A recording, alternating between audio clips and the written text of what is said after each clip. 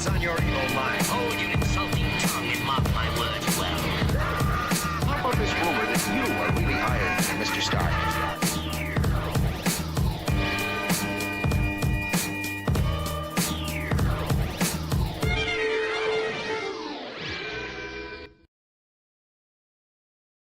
Hello, and welcome to another exciting episode of the Comic Book Chronicles.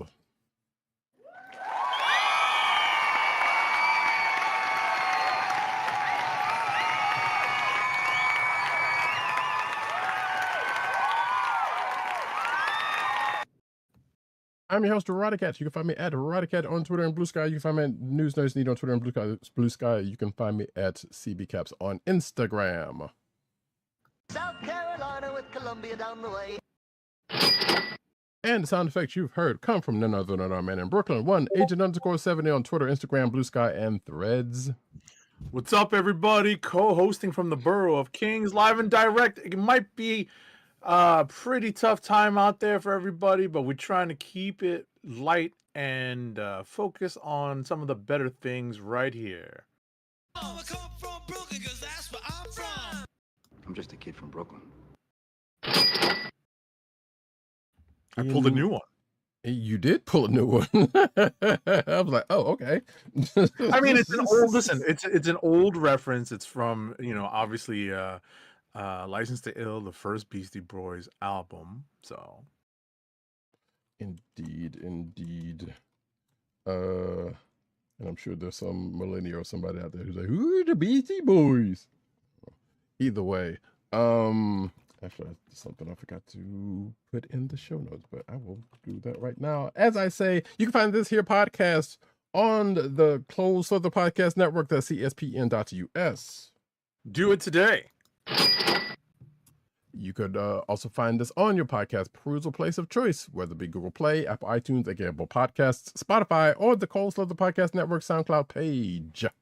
Make sure to click like, subscribe, leave us all the positive 5-star reviews, especially on Apple Podcasts, because that definitely helps people find our show. Mm-hmm. And in that case, we're going to get into, actually, we're going to go into a slight reverse order, since well, if you saw the tweet that I put out about the show, we're just going to keep up with that order because I totally forgot something that we actually are going to talk about. But we're going to just go ahead and start off with spoiler-free discussion on the recently released Punisher: One Last Kill, aka Rambo First Thirst Blood Part 6. I don't know if edition. Right, I was about to say, I don't know if I'll go that far, but I definitely think that we should also add the Wick Edition Raid Volume 3. Indeed. Oh yeah, I totally forgot about the raid, actually. Yeah, good pull. Right, because there you can definitely see a lot of influences taken. You can see a lot of influences that were heavily, let's say, borrowed from. You don't want to necessarily say they were borrowed from, but they're heavy influences from these really primary sources. Really. You could tell that they were just very strong influences at the very least, and for good reason. Yeah, and it's kind of a throwback to some like 80s and even earlier movies, like kind of revenge style movies. But listen, it's the Punisher. It's pretty straightforward, and there is more than a surprising level of violence and gore in this. Or a Marvel product, yeah. Yeah, for a Marvel and a Disney Plus project. It was pretty surprising. I know I was taken aback a couple of times, like, oh, like, I literally had that very reaction a couple of times. And just very quickly, and I know Roddykat will add further detail and more depth. There were a couple of standout performances. One was, you could tell that Judith Light was in like almost like a different show, because she was really laying on the accent, one, and two. I listened to a couple of podcasts about this Punisher special this week, and one of them specifically made a joke that we were just waiting for someone to say, "Who's the boss now?" Honestly, I was exactly about to say, because I was going to say, yeah, Angela shows up and tries to show the Punisher who's the boss. Right. Oh my goodness. Oh my Thirsty goodness. style. Yeah, seriously. Shout out to House of R podcast, Mallory and Joanna. So I definitely got a kick out of hearing that one, because as soon as I heard that, I could literally imagine Ma Nucci, as played by Judith Light, yelling that out, or at least exclaiming that during a particular sequence. I So feel like she almost did. right. So I'll hand it off to Roddykat for his thoughts. There's only so much I can say, because I do enjoy these types of action sequences, because that's what this is. It's really a long action sequence that kind of sprinkles in a little bit of an update on where the Punisher character is. We do have like PTSD side effects combined with some of Frank Castle's actions kind of coming back to bite him a little bit. And with that, I'll hand it to Roddykat. I will chime in as necessary, but it's still worth a watch, right? Mhm. It's definitely not a waste of your time. It's definitely worth a watch. Some would argue you might just want more, and quite possibly may get it, depending on how well this does for them. And I have no reason to believe that nothing else will come out of this. Because I guess starting off, I agree with everything Agent 70 said. I also would say that, I question where this falls within the timeline, because as far as I know, and granted, I have not watched the first 2 seasons of The Punisher, the Netflix show, so I don't know if this is something that is coming off of there, or this is just like some of the other stuff that we've said about Daredevil Born Again, in that, no, this is just some stuff that happened off screen, and they're using that for this, which, I mean, because it makes sense. Like, who wouldn't be Right. coming after, if there was somebody left, who wouldn't be coming after Frank for something he did to some folks? Right. My suspicion is that it is somewhere in between Born Again 1 and 2. Hmm. Or right after, or in somewhere in the aftermath of what's happening in 2. Right. So when he went off, right. So when he, well, I guess that's the question. I mean, but the question is, but this is like following up on his stuff before then, or, you know what I'm saying? Because he didn't show up in Born Again, or did he? No, he did show up once, did he? Yes, he did. He did show up once. So yeah, I guess it still have come out after he left season 1. I guess that's what he potentially could have done. Exactly. Yeah. Exactly. So that makes actually some sense. But I was just thinking when I was watching, I was like, okay, so is this somebody that he, is this from his series directly, or like I just said, it necessarily wasn't, but you could see it happening because it's Frank. So, and surely he's going after some folks for reasons everybody should know at this point.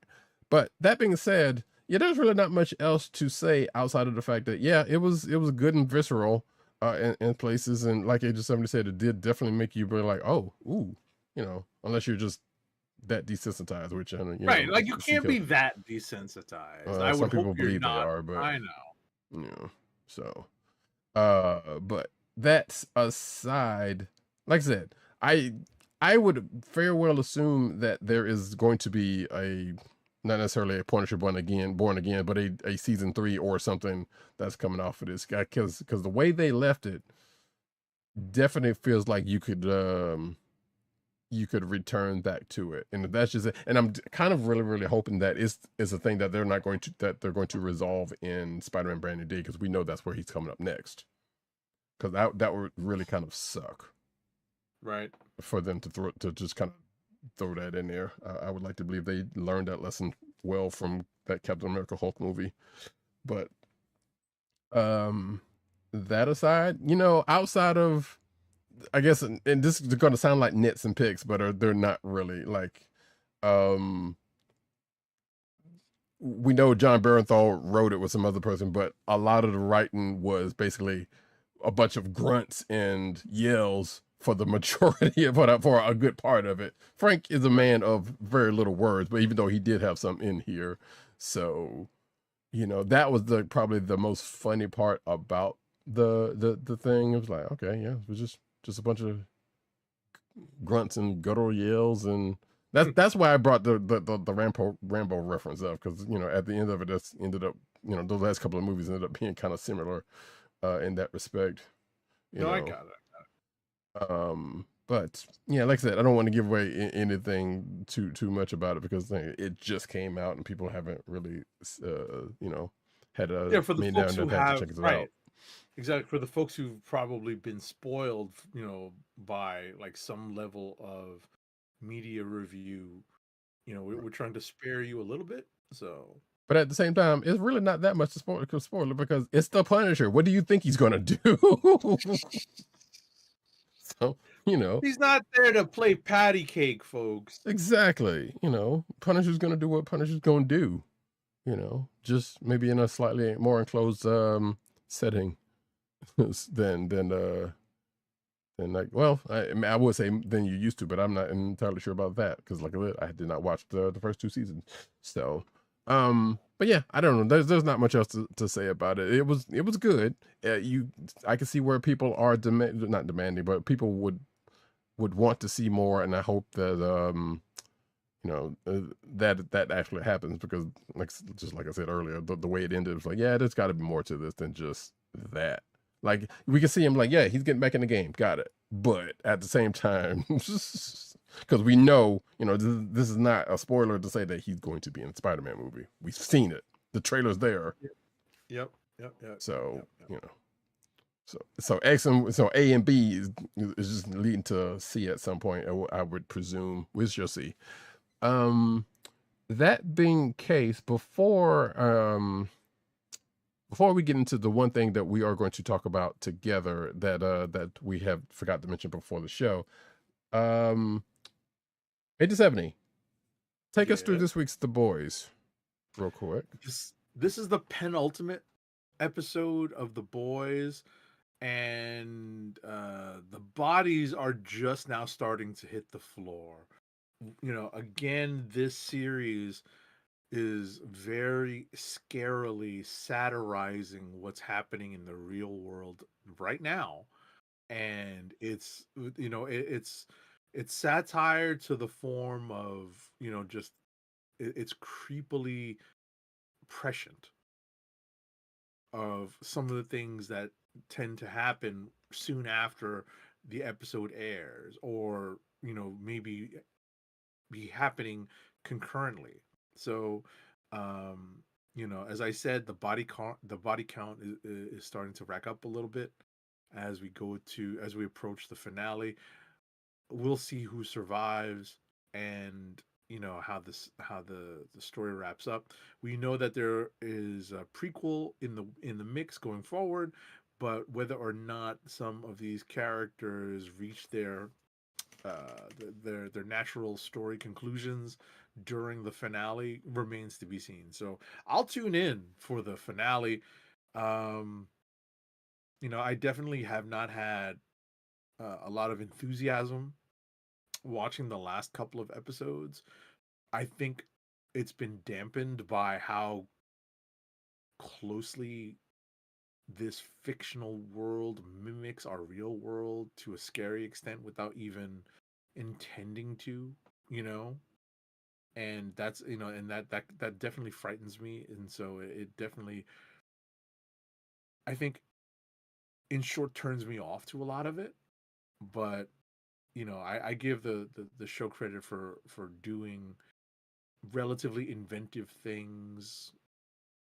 Obviously, we're dealing with a lot of Amazon Prime stuff, and when I say Amazon Prime stuff, I'm referencing what happens in Invincible. So we're talking about exploding guts and gore and you know, kind of, what we just talked about in the Punisher special, we are very used to seeing in these Amazon features, namely The Boys and Invincible in animated form. So, but yeah, but otherwise, like I said, we're going to tune in next week to see how it all wraps up. Gotcha. Now, as we move on, I guess speaking of like-minded, almost ultra violence, I forgot to ask you before the show, but I feel confident you probably did. But we are going to talk about Mortal Kombat 2. Oh my gosh, I almost forgot that we both watched that. Mm-hmm. Oh my gosh. So it's funny that the transition from The Boys to Mortal Kombat happened because they do have one actor in common, that being Carl Urban. That's right. And Carl Urban picks up the role of Johnny Cage in Mortal Kombat 2. And there are some really well done funny scenes, comedic scenes involving Johnny Cage. I think on purpose or almost by necessity, his fight scenes are a little wonky because he's an older gentleman and it's just not going to be that quick, in terms of his fight choreography. But at the end of the day, I rather like the actress who was portraying Kitana. She can do lots of stuff on screen. Somehow I figured you would say that. Yes. Right. And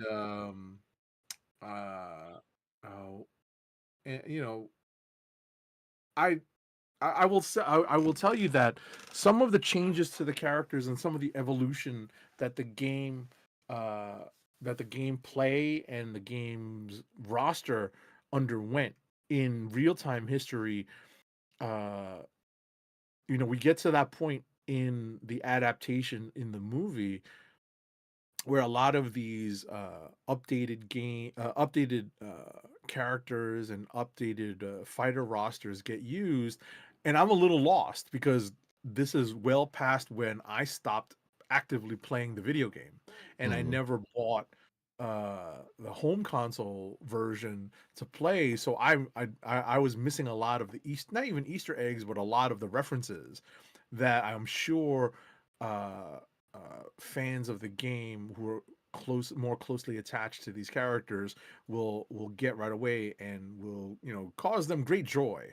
So I miss a lot of that, but I still enjoyed a lot of the choreography. I was and a lot of the action sequence. I thought that there could have been a couple of more fatalities, but I thought it was a fun movie to go to turn your brain off. So that was my whole reason for watching it. So I wasn't taking it all that seriously. I didn't, the group I was with, they were very much poking fun at a lot of things, and I think they were mildly disappointed in the movie overall. But I think I benefited from having watched the first Mortal Kombat reboot the day before, so I immediately rolled into part 2, so I had a lot of this stuff fresh. I feel like my one critique, and I'll hand it off to Roddykat with this, is that there's a concept that proved central to the first movie that only barely touched on in the second movie. It starts with an A, and it's a word that is often used when it comes to magic, right? And because that was such a central premise of the first movie, I was looking for like an expansion on it in the second movie. And when we get to the second movie, we get like a small mention of it, and then nothing. And the point of view character that we got in the first movie doesn't stay with us very long in the second movie. And I'll move on from there, hand it off to Roddykat. But okay, so touching on the fight, and this is a slight spoiler in that, but they baked in I can't remember the movie term for it, but they basically baked in the term to where that could potentially, that's not even, we're not even worried about it. Some would say in a video game sense as well, is why that part doesn't matter.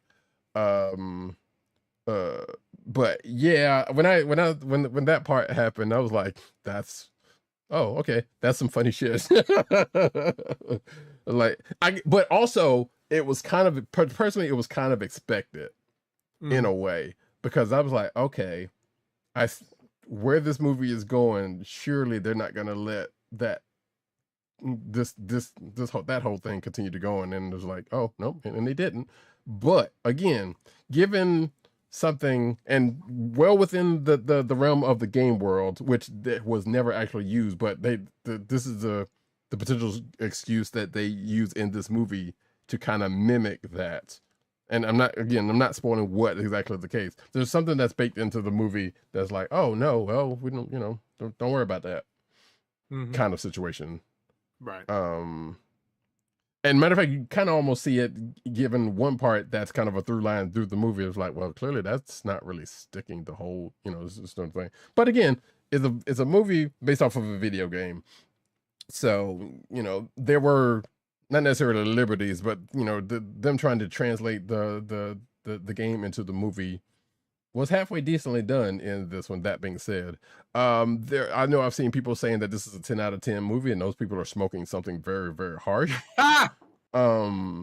But also 10 out of 10 on a scale of 100, maybe. Well, I think these are also younger people who are, and younger people are, as we know, are hyperbolic. I guess. So therein lies that's what I'm sticking to on that one. But I will say, and it's also what I'm about to get to, is based on the fact that it is indeed better than the first movie.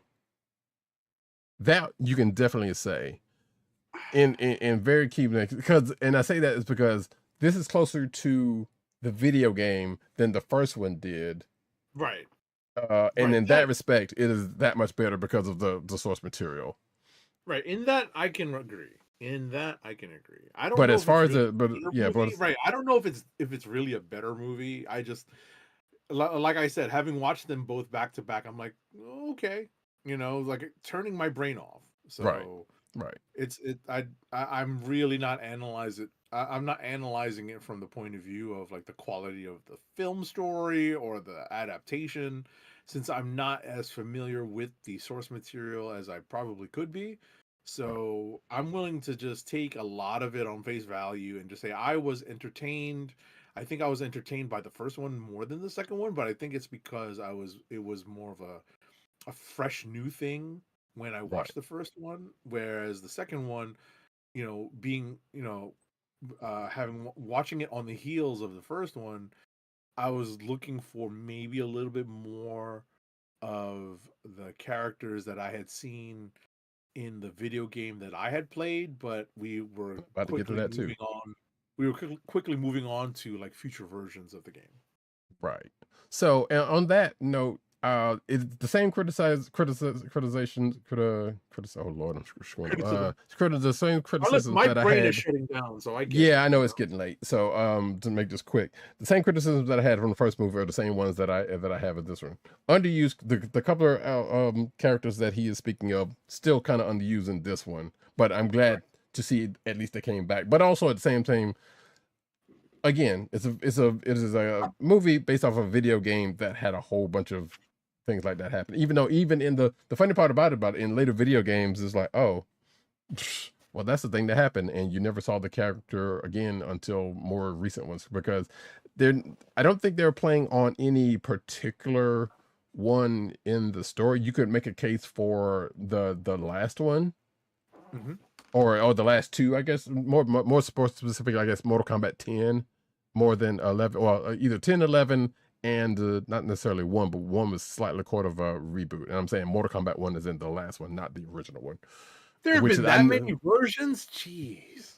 There's been more than that. Those are just the mainline ones. There's a couple of side looks, which we'll get into in the news. But that being said, this feels closer to like 10 and 11 than not, except with the exception of the fact that, like I said, there's you got older characters and a couple of them had kids. They don't go that far in this movie.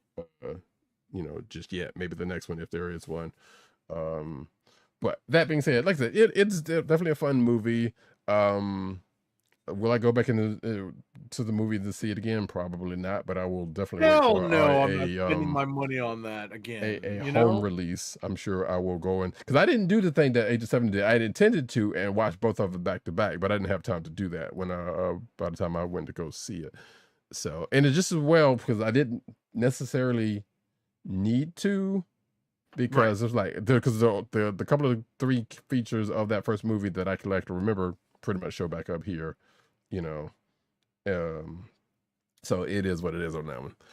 Right, you had at least watched it before, so Yeah. you had at least a dim memory of what happened. Whereas for me, it was all very much new, so I definitely needed, to try to do a cram session beforehand. And it honestly, I feel like even if I did watch it before, from a lot of the first movie, that first one was forgettable personally. So that is my takeaway from it. So it is what it is. But yeah, like I said, if you haven't had a chance to see MK2 and are at the remote, and curious about it, yeah, go give it a watch. I know people are going to say one way or the other, but make your own decisions, as we tend to say. I haven't heard too much negative about it. I think probably what we've said is probably the most negative about it that we've heard, and even that wasn't that even that wasn't really negative. Right. So it's a fun dumb time. MK is basically, they do some of the stuff that you expect them to do in a MK based movie. So sure. For that, nice. So I would just add very quickly, the group I was with basically voted or basically just said we have to watch the Street Fighter movie this year. And that's what I was going to get into, because that would, if you're going to compare this movie to anything, compare the camp in this one, which some would argue is kind of restrained camp for the Sorcerer Supremes, to what's going to happen in that damn Street Fighter movie, because absolutely. Right. I guess, if it's not movie protocol, it'll be close. Yeah. And that's like, what? That's November, December, right? Right. So I don't know if it'll be opening night, but it'll be opening weekend, so. Right, basically. So, but yeah, we'll see.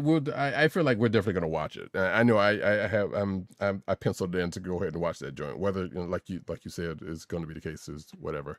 That being the case, we are going to go swiftly over into the books of the week. Starting, it was a surprisingly big week this week, folks. No, I was. Just say that. Yeah. And there are a lot of books out there, and we're going to be doing lots of rapid fire in addition to the books that we have in common. Indeed. And we're going to start that off with Transformers number 32.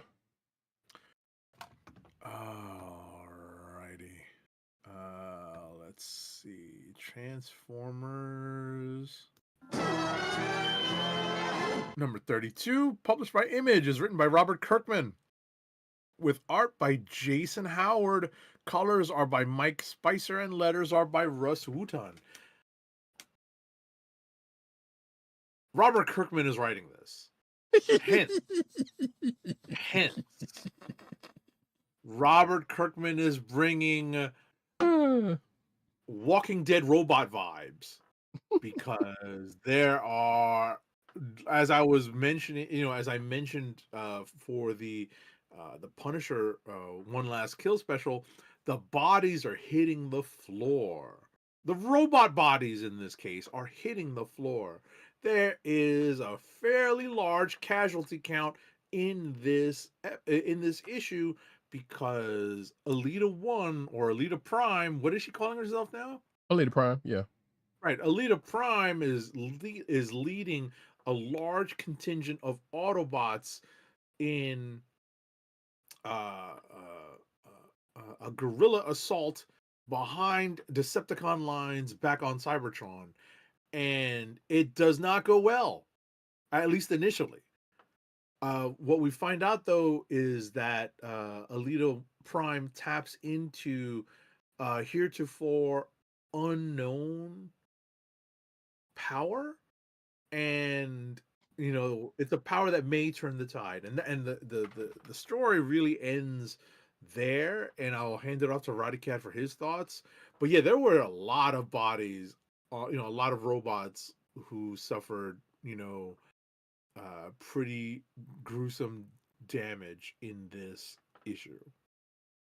And you know what? Yeah, and exactly. So on that, Kirkman, like you said, yeah, Kirkman really said throw bodies at it, because some of the folks that we see that got, one, I don't think we've even seen in the pages of the book prior to now. So they were just like, just throw some names in there and throw them in there. And some jokers got. And I'm sitting here like, and as we find out, this is a slight spoiler, one already down but presumed out. I think we can safely say that that character is not coming back. He won't be around next year, even though he wasn't even around this year. They made sure. Matter of fact, in what feels like a couple of scenes coming out of the movie, let's just say it's that level of it's almost that level of carnage that happens. Yeah, in a couple of different respects, because we see one character that is similar to the character that I'm about to mention has an Optimus Prime moment for like 2 seconds. Right. But that being said, and the slight, you got the touch, you got almost the power. Yeah. Well, that you're thinking of a different character, but I'm talking about the before that. What happens before that? Oh no, actually no. Technically, I am thinking about what you're thinking about. Okay. Because I guess that song played a couple of different times, but not, I'm thinking about the first time they played it. Got it. Or yeah, they played around it. Either way, so slight correction. Elita Prime does have them in hostile territory, but they're not. It wasn't an assault. They were trying to get home, but it just so happened they had to run through enemy territory because that was the only way. That was basically the closest way for Tim to do it, in other words. So either way, it wasn't right. It was not exactly. It's a trap. But it almost was basically, yeah. So, Ultra Magnus ends up seeing the last person he wanted to run into in that the whole thing. But it's basically like, you know what? Hey, we're trying to get home through enemy territory, and the enemy's on to us now. So now we got to fight our way out of this, and bodies upon bodies just happen, including, like I said, channeling back to the Transformers movie. Like I said, it was like, wow, this one or two of these jokers just can't catch a break. and there's, I'm just gonna point out a name that I'm almost, if somebody could, I feel like I'm up on the series enough to know that Black Arachnia, who is a Beast Wars character, as far as I could remember, has not shown up anywhere in this series prior to what happens here. So I'm sitting here like, so Kirkman base is like, we're just gonna throw out some names, just like let them, That being said, though, it's potential click of the week. Also, if you're interested, there's a preview of the Bass book that is coming out in next month. That is in this. It is, if you are up on Transformers, it is definitely well worth your read for this one, because it's like, man, just Kirkman's doing Kirkman, as Agent 70 says. That's why I had to laugh when he said what he said, because I knew where he was going with that. It was like, yeah, it's pretty much that. Just nobody's safe. Nobody's safe. Or mostly no one's safe in this respect. I guess technically all of these people are probably not safe. Like the people that are still on Earth, some of them still got a chance, because they've already screwed them over a lot of times. So, but yeah, that was Transformers 32. We are going to move on to the next book that we have in common, which is, you know what? I totally forgot to pull. I'll do this in post, but I totally forgot to pull the little ditty I had specifically for this book.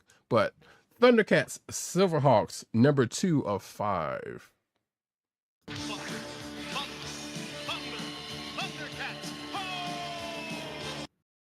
ThunderCats, SilverHawks, number 2 of 5. Is it? Yeah. That's what you just Because said? yeah. Mhm.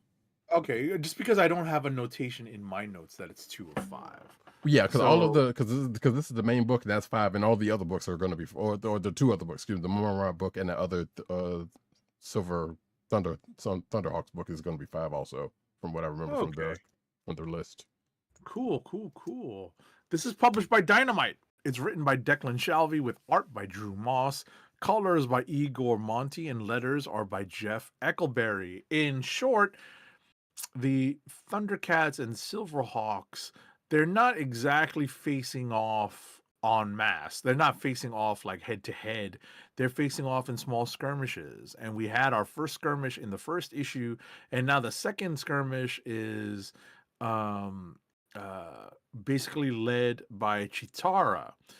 What ends up happening is that the SilverHawks, believe it or not, withdraw, and when the ThunderCats regroup, we find out that Tiger has been up to Tiger things. And with that, I will hand it off to Roddykat. Oh, and also, very quickly, I thought I saw a Putty Lion-O. I did see a Putty Lion. Oh, there's a reason why I bring that up. So go ahead, Roddykat. Yeah, and apparently somebody else got caught up in what happened to Lion-O from the first issue with a Silverhawks character that I didn't think could do what they ended up doing to them. But that being said, like I said, don't necessarily want to spoil it. But yeah, so skirmishes abound. Panthros, trying to basically doing what he could from where he is. So I assume but although I thought he was basically trying to get on his way back to Third Earth in the last issue, but I don't know how. Maybe they might have said no. We'll backtrack on that one just for a second. Like what I would say, just very quickly, hold your thoughts, is that Panthro is looking for a way to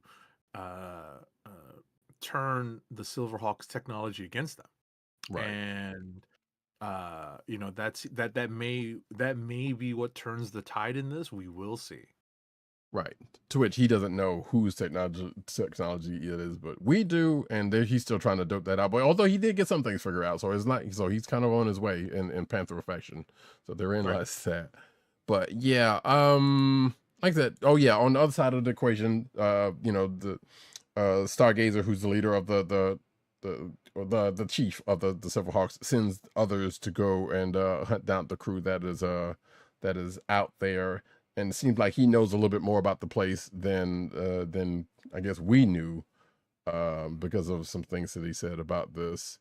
And apparently, oh yeah, and that whole Darkbird thing still comes into play. And one of the Silverhawks apparently knows about him, even though I thought this was the fuchsia version of the Silverhawks thing. I don't know, so that's also kind of weird. But yeah, there's, like I said, more folks come together. There's one particular Silverhawks that ended up almost having a bad day because of going somewhere where they definitely should not have gone, having to do with a certain pyramid. And yeah, some, let's just say some cats catch some birds, some hawks in this particular situation. That's going to happen to, we'll see. Well, obviously, part 3 of 5 coming up, so there's going to be a a turning point, and maybe they're going to be like, oh wait, so y'all are actually not bad guys situation that is coming up, and then we'll throw the other monkey wrench into the equation, that most likely being the 2 bad guys of both of those 2 universes, if this plays out like one would believe it will. So that being said, yeah, that's us, ThunderCats. ThunderCats, Silverhawks, and I'm just going to leave it up by saying,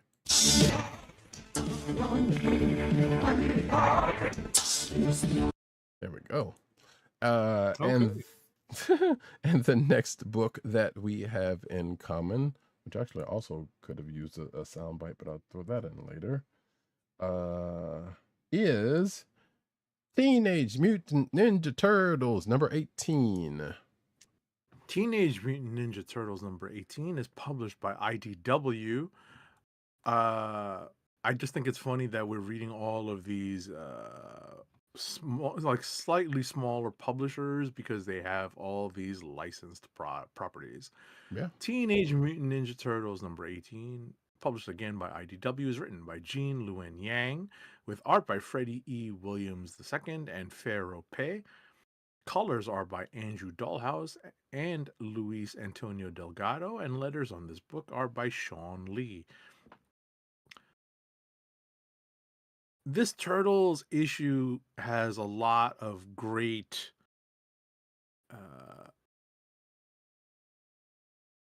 I guess the best way for me to put it is that a lot of dangling plot threads are not tied up, but they're definitely brought to some reasonably solid resolution, probably to be undone or followed up on later, because they do in classic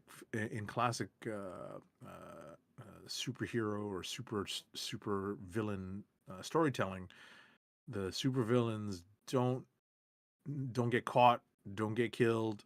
They run and get to fight another day. The power of family basically wins the day. And with that, I will hand it off to Roddykat. Indeed. Yeah, some would argue that, you know, the villains got away because they had bigger issues to deal with at the time. But yeah, I also would agree with Age of 70. It was like, you know what, they, you know, like pop them upside the head and tie that up before dealing with this other situation. But to be fair, the other situation was a fairly sizable threat. But yeah, so yeah, you know, a reunion happens, but of course that reunion is probably going to be short-lived given what's going to be the case. Some things that a character thought was the case ended up not being the case because they didn't think the whole thing through. And of course, and Raph continues to not think the whole thing through, so you know he does what he does. Also, the funny part about this whole issue was that I thought about before it was even confirmed, was that you mean to tell me that of all the turtles, only Mikey knows Japanese? Right. Because he's the one that spent time there. That's the correct. thing. But still, you would think, you know, it's like, hey, you know, father, teach us some Japanese or whatever the case may be. You know, all of the stuff related to the. I mean, not necessarily to say it didn't have to happen, but you would think, at the very least, Leo probably would have, you know, learned some, you know, or Donnie at, you know, at that. But either way, that was the thing that was like, oh, that's some funny business. Either way, yeah, like I said, at the beginning we get a little bit of explanation on how a thing happens to get us to where we are with a character, and that ends up leading to what happens during the course of this and the reunion, and unfortunately what's going to end up happening in either the next issue or two because of said actions of a character. And part of this is like Agent 70 and I did not read the last volume of Turtles, and some of this seems to be coming out of that, I'm presuming, based on a character that shows up here and their relation to the Turtles. Right. So it's like that part right there is to kind of like, that's kind of weird, but all right, sure. Yeah, that's like a relatively new development that we're just not familiar with. So right. You know, we're taking it as it goes. Yeah. We're taking it as it goes. Basically. So that's pretty much that. Like I said, and anything else you know, we'd have to get into some spoiler stuff, but we're not going to do that. But you know, like I said, the reunion part is nice, and I'm sure part of the next issue that is going to continue that reunion is going to be interesting, if not funny. But again, you know, the shoe is going to probably drop at some point. It's definitely going to drop at some point because of that, because you just can't help it. It's basically a trope at this point. And with that, we are going. And with that, I'm gonna end this particular conversation with salute me, familia. Salute. Indeed. As we go on into the last book that we have in common, and that is Black Cat number 10. Alrighty. Black Cat number 10 is written by G. Willow Wilson with art by Gleb Melnikov. Colors on this book are by Brian Reaper, and letters are by our favorite lettering Python, VC's Joe Caramagna. So we get a little bit of a wrap up to the Negative Zone storyline. And, you have to remember that Venom is not Eddie Brock. Venom is now bonded with Mary Jane Watson, and that is why we're in the Negative Zone. It is Felicia Hardy who is tasked with helping Mary Jane recover something that might be embarrassing to her, and then we discover at the very end, well, you have to read it to find out. But I think it's a very fun story. I like that one of the characters that is explored during this is a pretty unexpected character, because that character and what I was going to say is not because, but that character unexpectedly appears at the end of the previous issue, and then we find out why this character is there. We find out that this character has been in and out of the Negative Zone a lot, apparently. He's Weirdly treating enough. he's treating it very much like a storage facility. So ultimately, I enjoyed this issue. It's a lot of fun. It's the wrap up to a nice little fun storyline with both Felicia and Mary Jane. And it's kind of fun to see them continuing to develop that relationship in the pages of Marvel Comics. So with that, I'll hand it off to Roddykat for his thoughts. Yeah, I agree with all of that.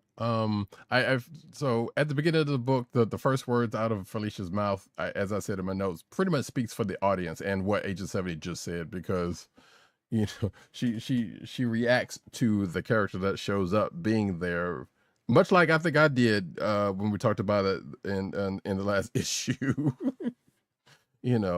But it's like, yeah. The fact that we find out this character's, like Agent 70 said, treating it like a storage room, and basically almost in a Nick Fury fashion is the bearer of intel, street level intel in that respect, is kind of funny. But also I was like, what, as strange as that would sound, like, it kind of makes some sense. Because, hey, look, JJ, excuse me. Well, hey, I just spoiled it. This character's been around for a long time, so they would and absolutely do get a lot of information at times, and apparently some of that can be a little bit damning, which I'm sure Nick Fury would have used at some point to his advantage. Where this, to this character's credit, is not that we know of. So. We also find out about this character's filing system, of which kind of put off the lead characters just a little bit, or the lead character just a little bit. So and it's also kind of funny because it's also the same way that Spider-Man readers, possibly collectors, also collect this character's works. I'm certain. I feel fairly confident I'll buy. It may not be the case, but I feel like there's some people out there that are doing that. But yeah, this was definitely a fun read, fun interact, and also back to something that Agent 70 about what we find out about this. Yeah, while fun it is, it's not that serious. It ended up not being as serious as going into it. But still, all in all, I was like, yeah, okay, sure. Of course, this is the reasoning, and this is a person that would be doing that, because it's not like we have not had any short of that type of person in any universe, much less this one, doing something like that. It was like, for reasons that only they know, that the person they're after wouldn't know at the beginning. So that part in itself was kind of funny. And lastly, it is always funny to see Felicia as the voice of reason, but we get a little bit of that here, and it's like, oh, that's nice, but also still weird to see. It continues to be weird to see. Right, but G. Willow Wilson is doing an excellent job with this book. I really Hmm. hope that it continues. I'm happy to see that it got past issue number 10. Because we do have solicited stories moving forward with the Punisher coming up. So, Hmm. you know, Yeah, I was about to say we just need to see if it gets past 12, but it seems like that might be already the case. So, which is right. great. Let's hope. Let's hope. Yeah, I mean, hey, in the hands of a great writer. So, that being the case, though, we are going to move on to rapid fire. Alrighty, we are going into rapid fire review time, folks. I ain't got time to bleed.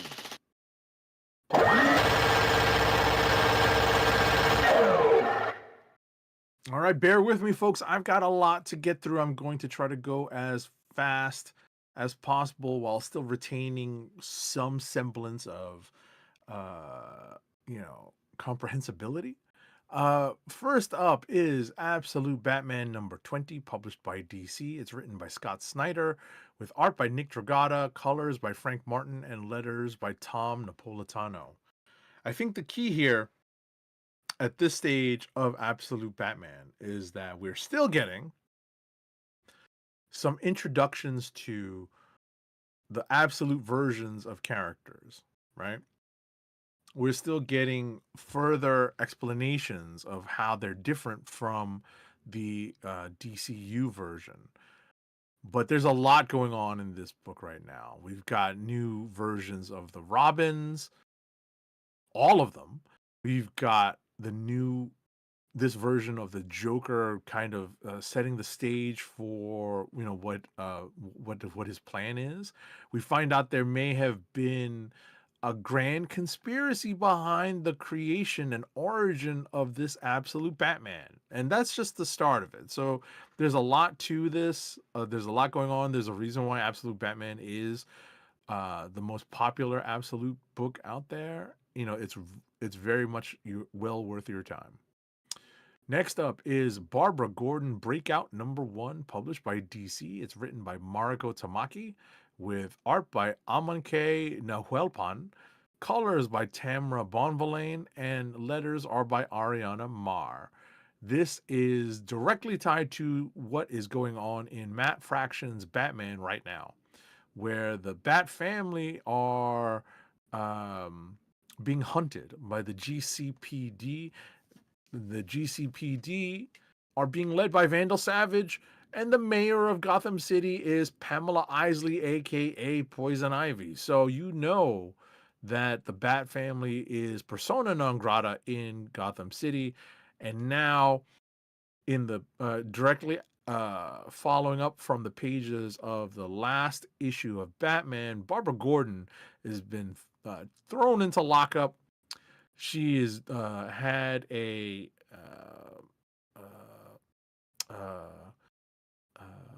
jury rigged trial going into coming out of her arrest, and now she is dealing with being in the supermax prison that Vandal Savage is now running in Gotham City.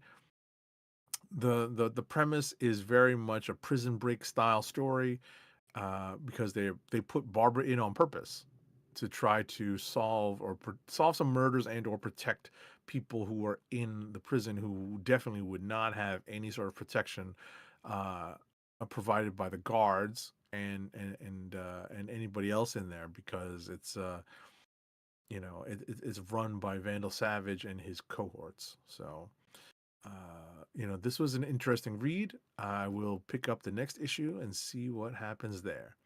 I was about to say, if it sounds familiar, if it sounds like Daredevil Born Again season 2 in low respects, yeah, it does, doesn't it? Mm-hmm. and coming up on season 3, the way season 3 is at least initially being set up. Mm-hmm. So next up is Fury of Firestorm number 2 of 6, published by DC. It's written by Jeff Lemire, with art by Rafael De La Torre. Colors are by Marcelo Maiolo, and letters are by Lucas Gattoni. This Fury of Firestorm issue, much more so than the first issue, reminds us who the two hosts of Firestorm are. We find out that the hosts may well be no longer needed, because this is a premise that's kind of set up in the first issue, but more solidly followed up on in the second issue. And finally, we have an idea of maybe we find out that that possibly the story is happening in the past, because based on the final page cliffhanger slash splash page, the composition of the Justice League that comes to confront Firestorm is not necessarily the current one. I'll leave it at that. That's a minor spoiler, but it's a good tease for anyone who is interested in checking out what might be happening with Firestorm right now or back then. Next up is Amazing Spider-Man, Venom, Amazing Spider-Man, Venom, Death Spiral, Body Count, #1. It's not written by Robert Kirkman, though. It's written by Charles Soule, with art by Kev Walker, colors by Matt Hollingsworth, and letters are by our favorite lettering paisan, VC's Joe Caramagna. This is an origin story for Torment, who was the antagonist of the Death Spiral storyline. And what we find out is that the Death Spiral power that Torment was exhibiting may not be a strictly Torment-based power, right? That is a relatively large spoiler, but if you do not understand the context, it's a little hard to put together. But again, this story is definitely the Torment story. The story of Torment is very much based around... Salute me, familia. And that's where I'll leave it. Again, that's a super minor spoiler, but you know, that lacks context. So I'm not really spoiling anything for you. I'm not sure if this character is going to have much staying power. I'm going to be absolutely honest with you guys. But we'll see if Marvel's able to create more stories with this character as I don't know, a driving force, or at least a significant contributing character. Next up is Captain America #11. It's written by Chip Zdarsky with art by Valerio Schiti. Colors are by Romulo Fajardo Jr. and letters are by our favorite lettering paisan, VC's Joe Caramagna. In Captain America #11, things go from bad to worse in Latveria as General Ross, aka the Red Hulk, is opening up a frontal assault on Latveria with, I guess, an army of Hulks or Hulk-like soldiers who are in his employ. They are raiding, Latveria and looking for Doom's, big secret weapon. That's been like a key premise of this story. What we find in this issue, and it's more clearly stated in this issue, is that a classic Doctor Doom plot is rehashed in this, namely, let's say, I'm trying to come up with a non-spoilery way of saying it. Namely, an heir of the same blood, right? But not directly an heir. We're not talking about him having hit up some lady and he's got a hidden kid somewhere. No, but it's a version of that, right? It rhymes with gnome, and that's a big thing going forward in Captain America. Well, how this issue ends is pretty interesting because Doctor Doom may well be back in a way post One World Under Doom, but we will see what happens in the next issue of Captain America and as it leads into Armageddon. Next up is Mortal Thor number 10. It's written by Al Ewing with art by Pasquale Ferry, colors by Matt Milla, and letters are by VC's Joe Sabino. This is always a candidate for Click of the Week, no less this week, this month, with Mortal Thor number 10, because I always get a kick out of this Sigurd Jarlson kind of light, like Mortal Thor light, because he is acting very much like Thor, but just as being bound by this mortal coil, and it's just, I think, really engaging and really well done. That's just my personal perspective on it. We have Thor, aka Sigurd Jarlson, kind of fighting the way the Punisher fights in this One Last Kill special, where he's fighting through a building to get to the top. And when he gets to the top, he runs into the big boss. So it's a boss battle that's being set up, and that boss being Dario Agger, the head of Roxxon. So that is how this issue ends. We will see where we go from here.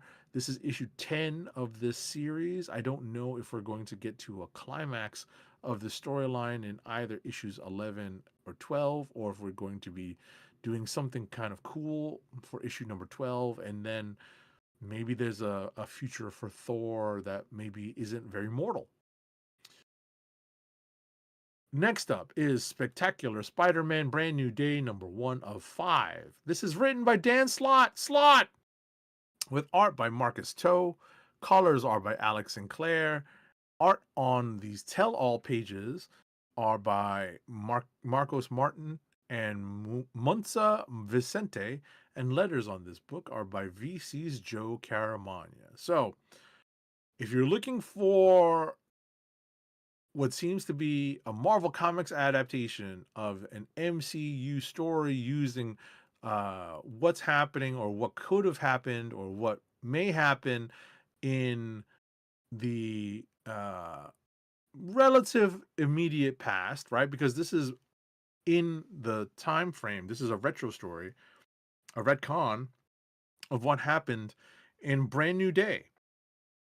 Not the movie, but rather the comic book storyline. And Brand New Day was, a pretty long affair where a lot of new characters were introduced, including Martin Lee, aka Mr. Negative.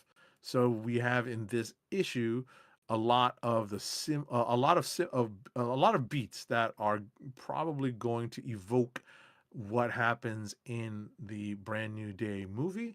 I enjoyed it just because it seemed like Slott was back in his old stomping grounds. He was having a lot of fun writing Spidey again, and it showed.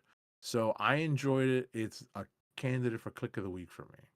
Last but not least is Uncanny X-Men number 28. It's written by Gail Simone with art by Luciano Vecchio, colors by Matthew Wilson, and letters are by VC's Clayton Cowles. There may be some time hijinks going on. There also may be some dimensional hijinks going on.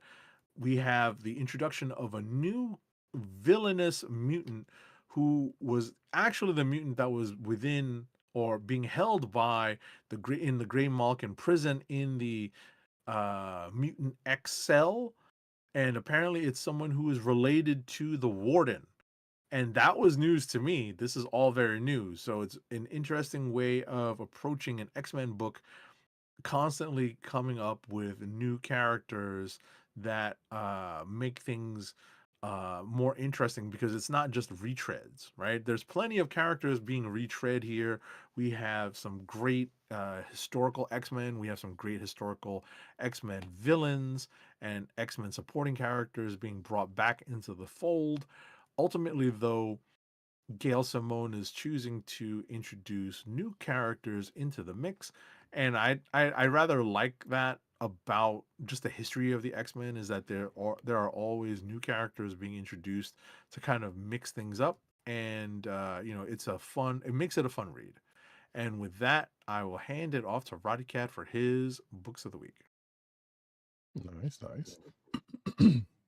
All right, cool. First up for me is Space Ghost number 11, written by David Pepose, art by Jonathan Lau, colors by Andrew Dahlhaus, and letters by Taylor Esposito. So we are continuing with this arc, of which, stop me if you've heard this one.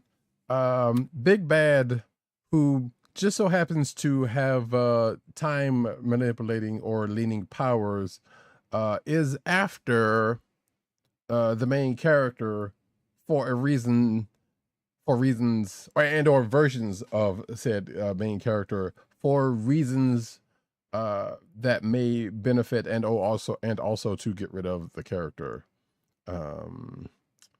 Yeah.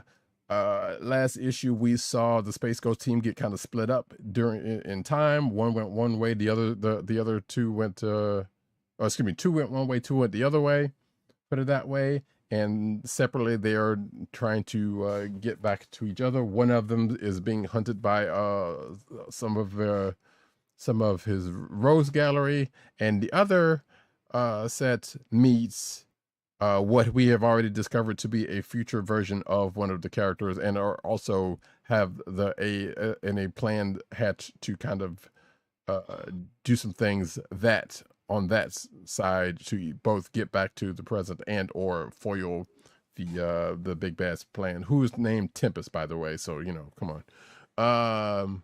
And of course we see a little bit more of the bad guy's plan and what they are trying to do. We weirdly enough, one of the Space Ghost's Rogues Gallery channels the Warriors in a very specific line that they say. Space Ghost channels not only Die Hard and Home Alone, but also Mike Tyson, with something he has most recently famously said. And also from the X-Men corner, we kind of get a Master Mold type character that kind of comes into play in one part of this. So there's a whole lot of things going together, but at the end of this, it seems like a plan that has been made to possibly bring this this arc to a close at some point. And also, a couple of people meet. The Big Bad ends up meeting who he's been after. So there you go. Next up is Iron Man number 5, and I think Agent 70 is going to at some point read this. At some point. Yeah. Written by Joshua Williamson, art by Carmen Carnero and Yan Belzaldua, color artist Nolan Woodard, and letters by VC's Joe Caramagna. So this is the continuing fight with Tony and the newly dubbed Advanced Ironmonger. You know what the acronym stands for there. That kind of goes a certain way, which leads Tony to expound, let's just say, on his history just a little bit. And well, like I said, without giving away too much, he might have something about to become in common with a well-known DC character that is known for having contingencies that come back to bite him in the behind. That being said, not much else to say outside of the fact that, it gets to a certain point and Tony ends up starting something that we have seen elsewhere in the Marvel Universe fairly recently, which is going to lead to seemingly a guest appearance next issue by the person who's doing a similar thing in the universe. But also, hey, stay for the end credit scene, because we seem to there's something came out of this arc that is going to come back into play that in a way that I didn't necessarily expect, but at the same time, I guess you probably could have expected. Shout out to Von Gloom, who says greetings, and I probably missed the ThunderCats SilverHawk talk you did, sir. Sorry about that. But hey, good to see you as always. And the last book for me is Doctor Strange number 6, which I think Agent 70 is going to read at some point, which is written by Derek Landy, art by Ivan Fiorelli, color artist Dono Sanchez Almara, and letters by VC's Corey Pettit. So, if you're watching the video version, let's just say that something along the lines of what you see on the core cover happens. Put it this way, which some would argue is a spoiler for a thing, but because of something that happens in the story, Steven ends up someplace else, gets caught up, and then keeps going on his merry way, let's just say. And we also find out that in relation to Mortal Thor, how wide that net of people not remembering Asgard goes, because I know good and well, I read this, and a couple of characters that show up, you would think, or that one specifically, you would think would remember, even with what's going on, Asgard, but apparently that is continuing to be not the case. So, that is a thing that is continuing for the foreseeable future. But like I said, the issue does end up getting kind of touching, but it is also kind of in a tropey way. But still a pretty good read. Also, I will say, slight spoiler, but it is something that's come up in issues past. Another version of Steven kind of shows back up here. One would say a MCU-ish leaning version of Steven comes up almost Dark Phoenix-like. Also, kind of shows up in this issue. So whether they come back up, and there's even this is a Final Form reference here, which is made by somebody, which was kind of slightly made me audibly groan, but yeah, it is a thing. But with that, folks, that is it for my books. Kliqs of the week. All righty, folks, here we go. Kliqs of the week.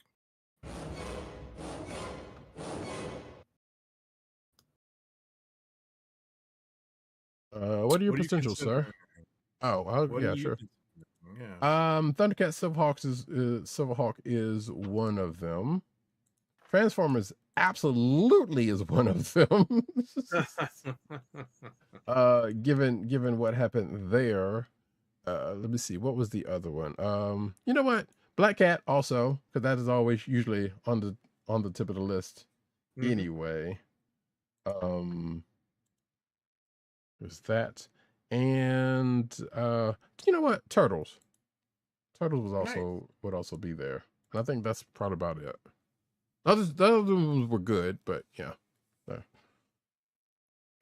For me, I think that Spectacular Spider-Man Brand New Day was a surprise candidate for Kliq of the Week. Mortal Thor number 10 is a usual candidate for Kliq of the Week. I think that Black Cat number 10 is also a relatively, safe pick, to at least guess that it's a candidate for Kliq of the Week. And I think that I will go to Absolute Batman number 20 as another candidate. So I've got a lot to choose from.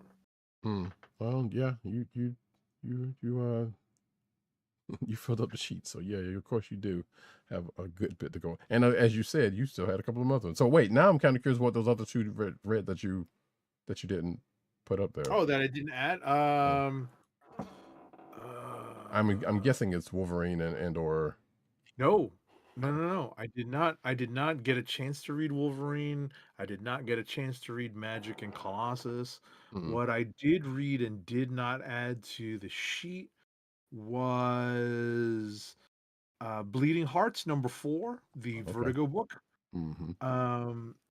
What I also read but did not add to the sheet was let's see, I believe it was a Marvel book, but I could be mistaken.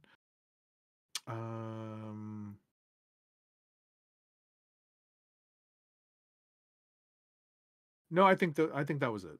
I Okay. think those were it. That was Okay. it. You know, Bleeding Hearts, I did read, and I read that pretty early on, and I just didn't have an opportunity to write that into my sheet. But I did like, honorable mention to Bleeding Hearts for being a different style of zombie book, Gotcha. right? Written by Dennis. Oh, okay. Oh, that's cool. Would like to point out that G.I. Joe Real American Hero 328 came out. Didn't have a chance to read it, but apparently from what I saw from the flavor text, there is some previously unknown Snake Eyes lore that comes out in this issue that is going to reverberate. Dun dun dun. Really? Yeah, apparently from what I saw, but I didn't get a chance to read it, so therein lies that. So do you have your click, sir? Oh, also, that Star Wars Shadows of Tomorrow book came out this week that I still hadn't had a chance to pick up. And yes, that is the prequel to the show. So I think for me, just based on just some old-fashioned fun, I'm gonna go with Spectacular Spider-Man Brand New Day #1 of 5, just for the sheer fun I had. I needed something fun to read after the week I've had thus far this week. So it was a nice change of pace, to read something that was just fun. It was just a great tone shift for me. What about you? So, well, first, to answer Von Gloom in the chat, who asked, I thought Dawn already had a connection with Snake Eyes. As far as I know, she does in 2, but I don't know what she finds out in this particular issue about the OG Snake Eyes. So, like I said, I just read the flavor text of it, and I was like, okay, I'm kind of interested. But also, if this is something that's like been a through line through the whole book, and I'm lost, I have not been keeping up with the book, then there was no reason for me to check it out just yet. Although that last one I read, was kind of a one and done. So who's to say? But for myself, I'm actually kind of teetering between, surprisingly enough, Transformers and Black Cat. For the two top choices here. And I think.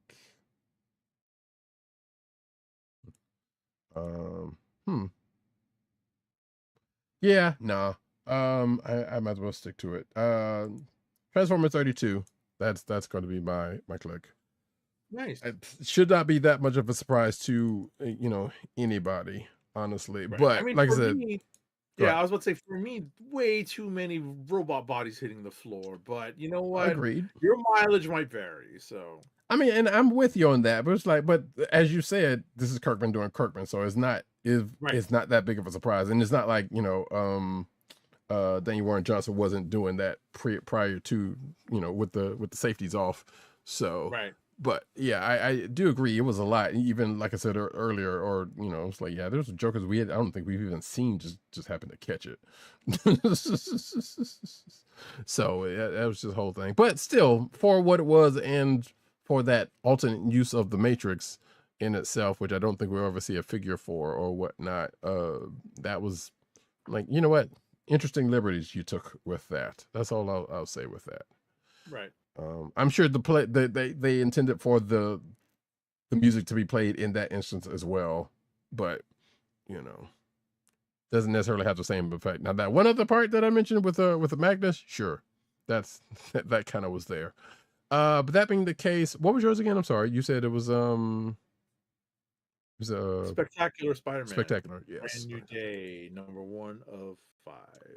There it is. And with that, we are going change of pace. Yeah, it was indeed. I want to say the close #2 is probably Black Cat for kind of a change of pace.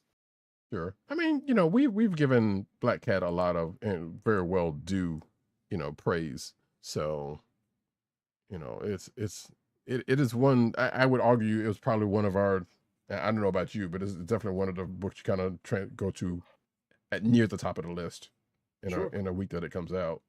So therein lies that. Von Glip says, felt like DWJ handled it better. Definitely tempted to drop Transformers at opinion. Oh no, I didn't know that was your opinion, but I get it. Hey, you got to do what you feel. So, I'm still on board to see. Right, Von Bloom. Like if it's not floating your boat, like if it's not really, telling the story you want to hear, it may not be worth your time to read, and you may just want to try to keep up with what's going on with the book through our show, and then when it's time to maybe jump back on, you can jump back on. Or when Shredhead gets his own book, I'm sure you'll be back on that one. But that's another option. Therein lies that. But yeah, you got to go with what you feel, like somebody just said. So, Spectacular Spider-Man, brand new day for 105 for him. Transformers 32 for me. We're gonna go to the news section, but first, an ad read. Our first ad read of the night is for Blue Apron's meal delivery service. Fresh ingredients and incredible recipes delivered weekly to your door. Skip the grocery store and make incredible meals at home with Blue Apron, always shipped free right to your home. And now the listeners of the Comic Book Chronicles can get $30 off your first Blue Apron order. To place your first order with $30 off and to help keep our show free for you, go to our network website at cspn.us. That's cspn.us. Then click on the Keep Our Podcast Free link at the top of the page. From there, scroll down to the Blue Apron link and sign up for your first order. Blue Apron through cspn.us. Do it today. And now we get into the news.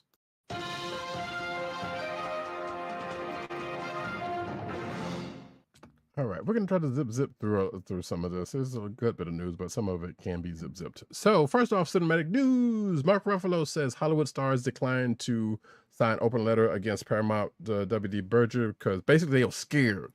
But the quote is because they were afraid the studio will blacklist them. So, which what I said is still stands. They're scared. Which sure, I guess may or may not have a right to be, don't know. But the quote is, the most revealing thing about that letter wasn't the people who signed it, it was the people who didn't. Not because they disagreed, because they were afraid.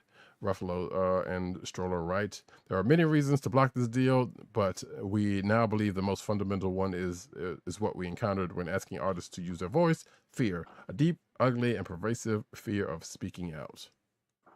End quote. So yeah, therein lies that. And yeah, there's to talk a little bit more about that open letter that kind of came about after the merger happened, or talks of the merger happened rather. So that's still a thing that's up in the air. Next up, a Daredevil Born Again Season 2 finale has won over the court of public opinion. The Season 2 finale, according to IMDb, currently sits at an astonishing 9.6 rating out of 10 stars with over 9,300 votes in as of the writing of this Screen Rant article. That currently makes it the highest rated episode across all Marvel shows on Disney Plus, edging out Loki Season 2's finale Glorious Purpose, which has a 9.5 rating. Okay. Indeed. I was going to also mention when Agent 70 was talking about that Barbara Gordon book. Like, there's not enough. I'm sure there's not enough people in there saying Vanessa as well. So, yeah, therein lies that missed opportunity, I guess. Daredevil Born Again boss talks Luke Cage's daughter possibly becoming the MCU's next Captain America, because yes, there had been speculations, not speculation, but people kind of whispering about the potential of that when Danielle showed up in Daredevil Born Again. So Dario, the showrunner, Dario Scardapane, has finally weighed in on the speculation, and his response leaves the door cracked open to just enough to keep people talking, because of course, what else is he going to do? He wasn't going to say yeah, sure, or nay.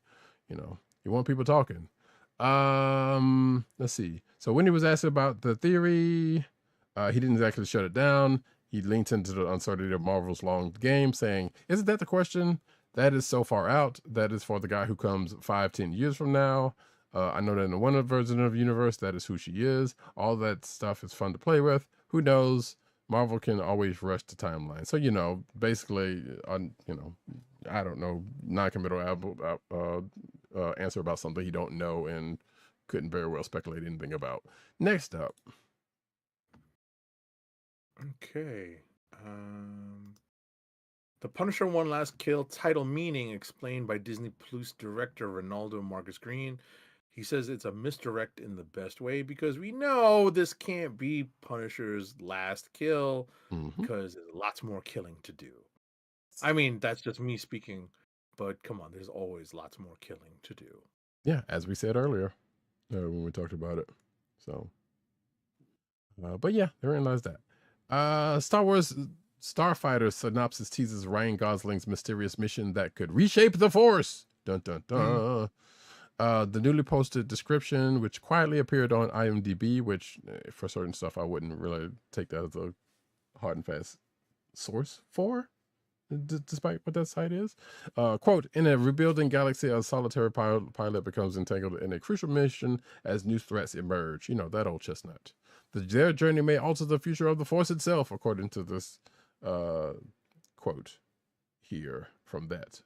So it's short and a bit vague, as this article notes, but yeah, take that with the same grain of salt. And as this article also actually admits to, the synopsis hasn't shown up on the official Star Wars website, so again, take that with the most barest grain of salt. And also mentions when it kind of comes about after Star Wars Day. So yeah, therein lies that. Next up. Superman sequel Man of Tomorrow adds Matthew Lillard to the cast. So Shaggy is showing up in the next Superman movie. In what role, we don't know, but if we see that he is pushing Scooby snacks, then we kind of know what's going to happen.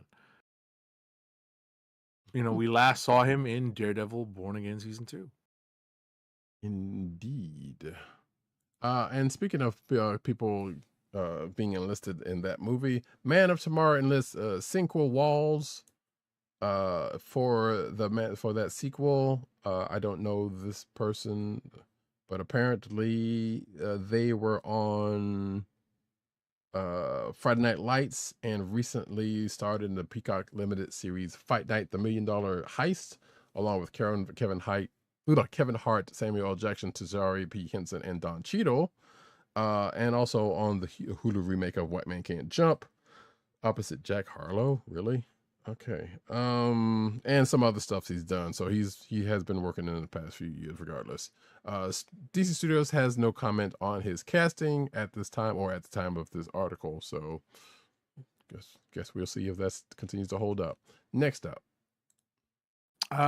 In an exclusive to Collider, Collider exclusively revealed that Darren Criss has joined the series My Adventures with Superman, the animated series, as Connor Kent for the upcoming season 3 that's going to drop in like a month and a half. So yeah, Connor Kent, a version of Superboy. Yeah, kind of almost feels like they're doing Reign of the Superman in a roundabout way. So weird. Next up, though, first look at the Reign of first look at the new Reign of Superman adaptation revealed in at My Adventures of Superman, because yes, basically there's a new trailer for Superman, My Adventures with Superman season 3 just dropped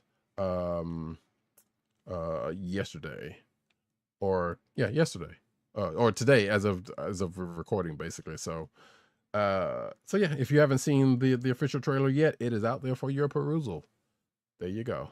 And of course, as I just already said, June 13th at midnight is when it's going to the season is going to premiere with. My apologies. It's not. It's less than a month away. Okay. Yeah, which it's going to be, and that's when it hits Toonami, and it's going to hit HBO Max the next day, which is going to be that Sunday. So there you go. Next up. Is Connor still going to have two dads? We don't know, bruh. Mm. Next up, Alrighty, though. so Greg Matola, who's already in the DC Studios family, having helmed episodes of Peacemaker, is a front runner to potentially direct the untitled Deathstroke and Bane feature. Okay. Mm. So words on a Deathstroke and Bane movie began in September 2024 under the James Gunn and Peter Safran-led DC Studios. If Matola ends up being the choice, Matthew Orton would likely do the rewrite for the movie. Okay, so yeah, that's an interesting combination. Sure. Speaking of off the side of that, I forgot to mention this earlier when we were talking about Mortal Kombat. I don't know what trailers you saw at the beginning of Mortal Kombat, but I saw the one for that Clayface movie, and I'm still asking myself why. But they seem to be going some kind of way with it that might be appealing to some people. It's going to be one of those movies where you don't need to be that familiar with the comic book lore to watch it. Right. So. They may be taking some liberties with the Batman TAS version, but making it more Joker-like. And that meaning the last couple of Joker movies like. So will we go and watch it? Don't know. But it is, that's the thing. Speaking of Mortal Kombat, the box office from the preview week was that it made 5.2 million in previews. So this was the article that I pulled. I haven't seen any up-to-date ones. So this was just as of, I guess, that the preview day. But yeah, apparently according to this article, it is MK2 is expected to make 40 million to 45 million the weekend. We don't know if it actually did that the past weekend, but it got our dollars. So. Well, not on the weekend, but, past the weekend. So we shall see. And it beat out, I guess, did that Devil Wears Prada 2 movie. Actually, it's mentioned, put it away. It doesn't necessarily mean it beat out. But yeah, therein lies the thing. Next up. Hollywood writer Jeremy Slater, who wrote Mortal Kombat 1 and now Mortal Kombat 2. He's already working on a second draft for Mortal Kombat 3. What he told the Hollywood Reporter in an interview is that he's actually already taken meetings with Lucasfilm because he would love to work on Star Wars. Of course. Because a lot of them do that. They're like, oh yeah, this is what I want to do because cha-ching. Anyway, sure. Von Gloom asks, I wonder how they will handle Doomsday in My Adventures with Superman. I was about to say if. that might be an if. Well, but we shall see. Mortal Kombat 2 star Max Hong wants a Shaolin Monks spinoff after one scene of that movie fight. I don't know too many people who even like Shaolin, Mortal Kombat Shaolin Monks as a video game like that. I mean, I know there are some people who do, but it's funny that it's being brought up. But basically, here's the quote. Something that I personally would love to explore would be a Shaolin Monks spinoff. Hong told IGN, Ludolin has talked about it. I've been talking about it. It would be great to see those two characters' origins and how they were raised by Bo Rai Cho and trained in exploring the White Lotus. Yeah, the lore of Mortal Kombat is huge and slightly kind of bonkers. I'm adding that last part because it very much is, especially with what they did with those last couple of video games, which are actually good. Check them out. Next up. According to Invincible show creator Robert Kirkman, the Prime Video series may deviate from some original comic storylines in future seasons. Invincible creator showrunner Robert Kirkman spoke about what to expect, and in an exclusive interview with The Direct, he teased that the inclusion of more side quests and material that will be worked into the narrative going forward. He said that there is no dearth of ideas from the writers on what to include. There's gonna be a lot of filler. Okay. Next up. Potentially.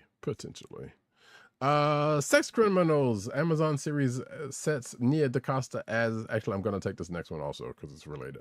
But Nap time! But yes, so Sex Criminals is going to be at Amazon. Nia DaCosta is going to direct the first couple of episodes of the show for Amazon Prime.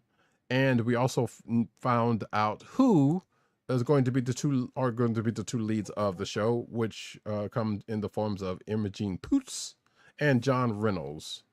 I've heard the name of one of them. I do not know who the other one is. But yeah, so let's see. They're going to be the leads. Of course, the show is based off of Matt Fraction Zdarsky's book, Sex Criminals, which is actually was a good book, and I don't think I remember finishing, but nevertheless, it was a good book. But yeah, and so apparently Kumail Nanjiani, Emily Gordon, and Zay Chun are executive producers, along with Fraction Zdarsky and Margot Robbie's production company, Lucky Chap, and more people and more people and more people.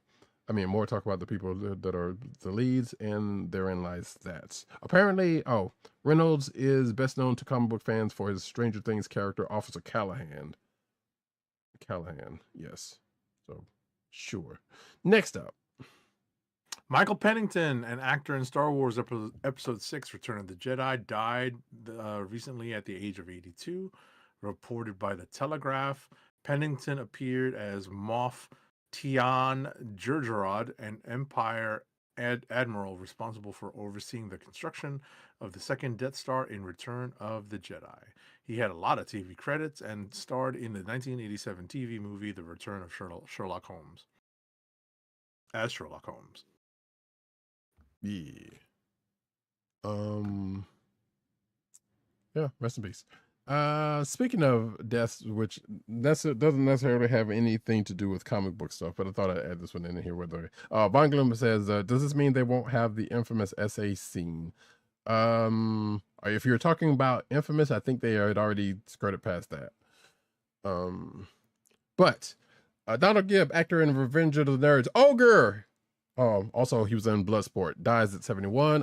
Hopefully, he was not problematic. So that while I'm bringing this up, but yeah, he was Ogre in the Revenge of the Nerds film, and he was also in Bloodsport. He was the one. If y'all didn't know, he was the big dude saying nerds. Yeah. Next up. The Lord of the Rings, The Rings of Power, Season 3 sets fall premiere date. This is going to debut on November 11th. Okay. Yep. So we'll be talking about that when that happens. After we catch up on what happens. You want this one, or you want me to read it? You want this? Hold on. Where are we? Peacock. Oh my God. I'll take it. Peacock is making 4 Fast and Furious TV series. Vin Diesel says only one is in development. NBC Universal says.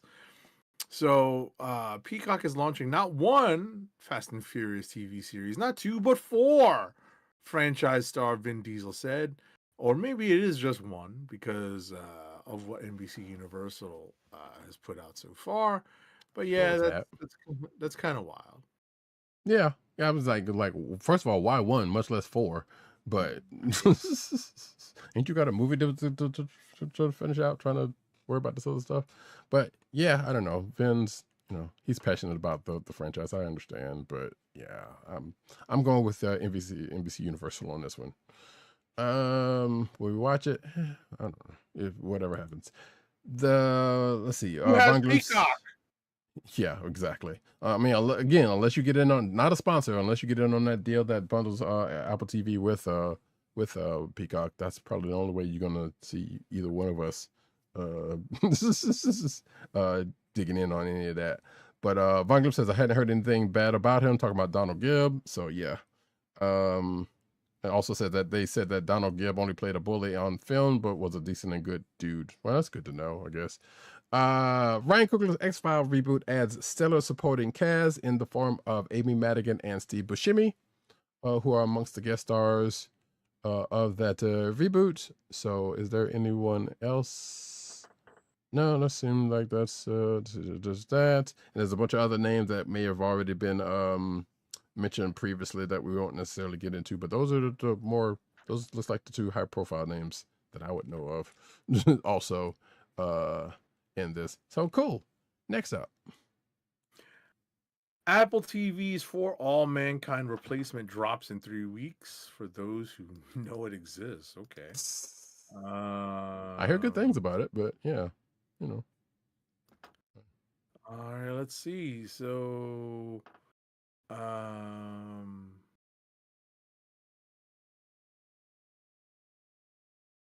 oh my gosh, I gotta read this. Yada yada yada yada yada yada yada yada yada yada.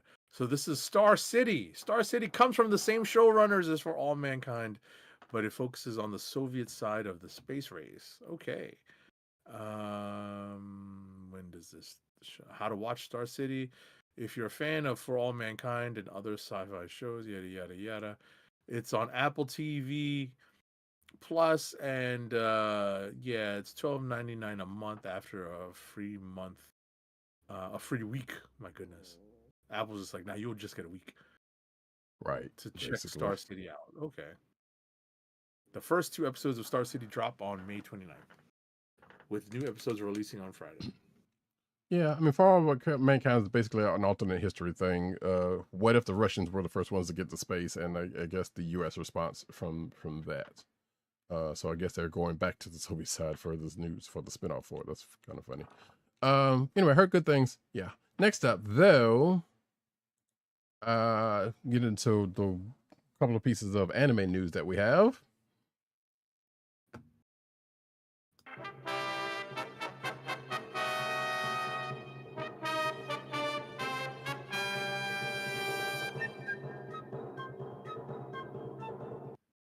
And no, Von Gloom, Mick Foley does not have his own show. I see what you did there with For All Mankind.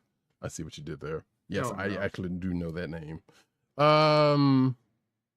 Blue Eye Samurai season 2 has finally had the release date for on Netflix, and that date, which was announced, which will be featured during the Annecy International Animation Film Festival 2026. The showcase, it takes place on Tuesday, June the 23rd of this year, and I guess, wait, that's all. So it's, yeah, there's going to be a proper look at season 2 it's going to be, but I don't see anything about a release date outside of that. So I guess that's just basically the reveal for season 2, not necessarily the date that it's going to premiere. So therein lies that. Next up. All right, Mobile Suit Gundam Hathaway, the Sorcery of Nymph Cersei, is only days from release, and let's see here. To mark its arrival, Polygon is debuting an exclusive clip from the film featuring the enigmatic GG Andalusia and the Earth Federation officer Kenneth Slag during one of the film's most harrowing sequences. Make sure to tune in and check that out if you are a fan of this Mobile Suit Gundam version. Why Hathaway got not one, but 2 sequels? I don't know. It should have been court-martial dead or something. Anyway, Crunchyroll to host B2B anime conference. He know what he did to that girl. Anyway, Sony's subsidiary Crunchyroll will host and curate a business-to-business anime conference at the Javits Center on Wednesday of New York Comic-Con week, according to a Hollywood Reporter. The conference will bring together anime sector leaders from Japan with Hollywood, tech, gaming, and music counterparts at an invitation-only event, according to the report. The theme of the Crunchyroll Anime Future Forum will be, quote, designing for anime's future with programming on phantom, technology, storytelling, and IP protection. Part of it feels like a meeting of the 5 families. I don't know why, but yeah. That is that. Next up, we get into comic book news.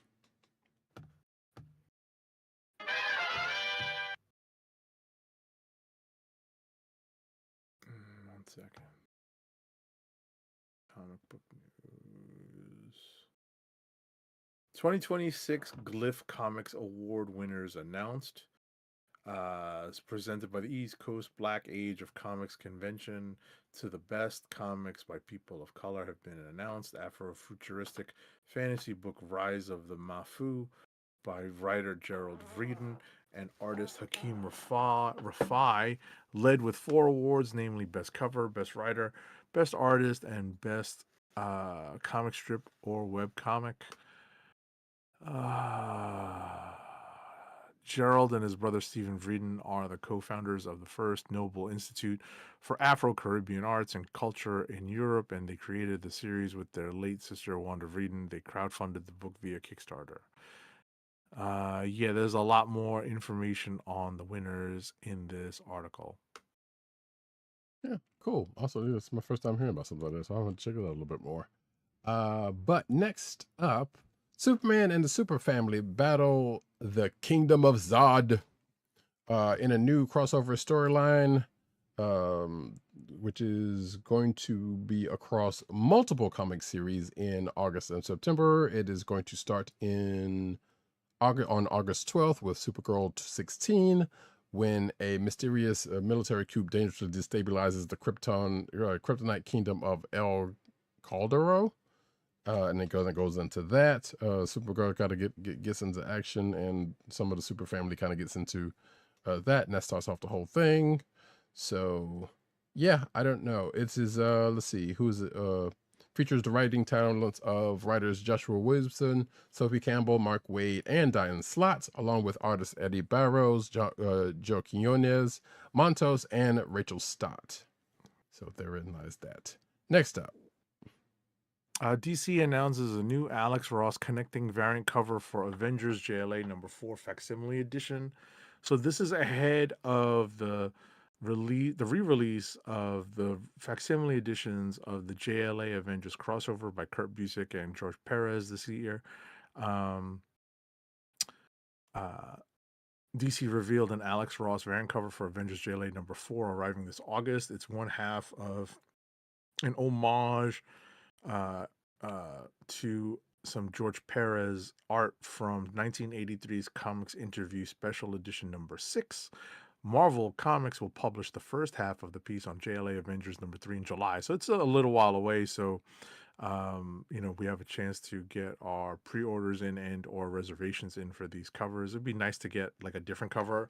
I'm one of the lucky people that has the original JLA Avengers in multiple formats, and I'll be happy for Roddykat when he finally gets his hands on a copy with these facsimile editions. Indeed. Von Gloom says that almost looked like Draper Ivy art, talking about the rise of Moffat, and yeah, it did. I noticed that as well. So that was glad you caught that. DC and Marvel aren't doing long creator runs as much anymore because comic readers aren't supporting them as much anymore, says Scott Snyder. That's his opinion.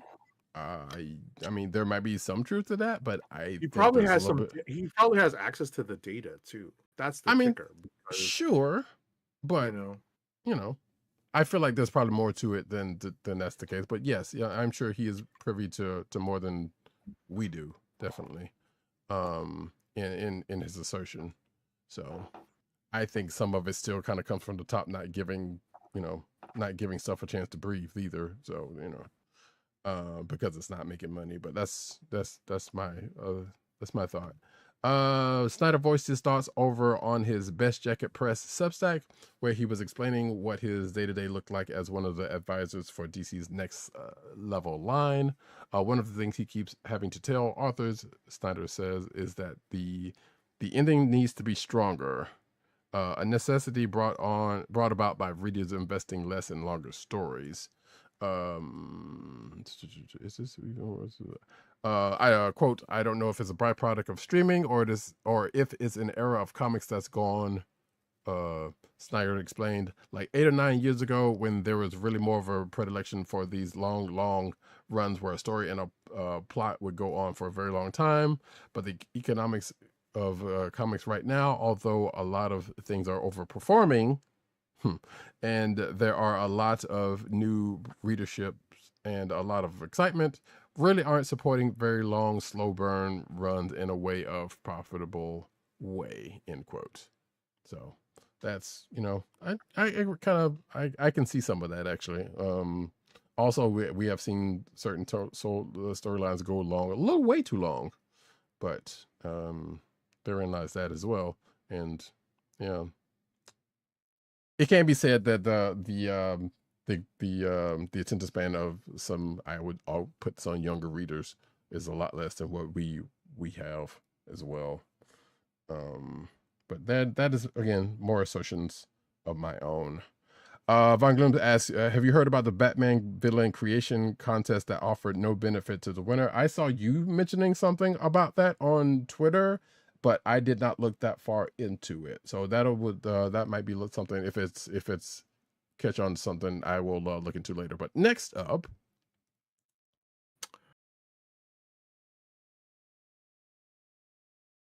Alrighty. Let's see here. Von Gloom says, Snyder, we are living in a Black Mirror episode. Comics aren't the escape that we used to be. The readers are fatigued. We need a break from mega events, held events in general. But here's the thing. People still buy the events. So it's still selling, so they're still going to do them. And we're still going to go event to event to event, no matter how tired of some of us are about them, sadly. But anyway, what were you going to say? Go ahead. No, next story. I just had to scroll through to get the gist of this. The Marvel Comics is presenting a terrifying new publishing line from a superstar lineup of creators, kicking off in August with Midnight X-Men by Jonathan Hickman and Matteo Della Fonte. That's going to be followed up by Midnight Fantastic Four by Benjamin Percy and Kev Walker, and Midnight Spider-Man by Philip Kennedy Johnson, and in his exciting Marvel Comics debut, artist Cytronic. So this is going to be basically like, the theme is midnight, so it's going to be kind of horror based. So the X-Men no longer fight for acceptance, they hunger for blood. The Fantastic Four venture into the unknown, not to save the world, but to unleash terror upon it. And Spider-Man discovers that with great power comes something monstrous. Those are the taglines, and like I said, your mileage might vary, but it's a different style of Ultimate Universe, where everything is dark, right? It might be absolute, but it doesn't seem like it unless there is like a central premise for why they're all dark. But at the end of the day, it's a different style of Ultimate Universe. Honestly, the way I read it, it felt like, what if Blood Hunt ended a certain way? It happened a certain way. Possibly. So yeah, we'll see. The upside of this, more Hickman mumbo jumbo. So we shall see. I don't know if it's gonna have the legs as a Krakoa era, but we'll see what's going on with this. I'll get to your thing in a minute, Von Gloom, because you are making points there. How X-Men Outback revives a fan favorite 80s mutant era. So yeah, they're diving back into the Outback era of the X-Men. IGN spoke with writer Steve Orlando about it, and there's a preview of X-Men Outback in this article if you want to check that out, about his thoughts about going back to that era. Next up, Jubilee and Wolverine uncover the Tomb of Apocalypse in a new series.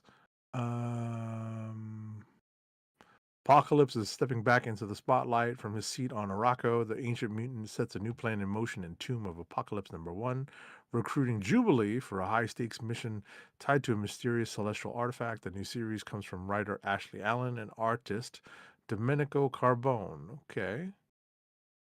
Let's see. This is out August 26th. You can see a couple of the covers there, and there. It's a 5-issue series. It looks like Tomb of Apocalypse #1 of 5. Real quick, Von Gloom says, let's see, because we're addicts, instead of needing crack, we buy comics. Nerds ruining their marriages by buying that $500 Doom Bus or that metal Gundam figure, which I guess that's a thing that does happen. Charlie Murphy is writing it. That's why it's dark, Rick James. That's funny. No. Nobody remembers the legendary Marvel writer Chris Claremont's totally unhinged 2001 X-Men comic. The only reason why I put this in here is to point out the fact that Extreme X-Men is 25 years old.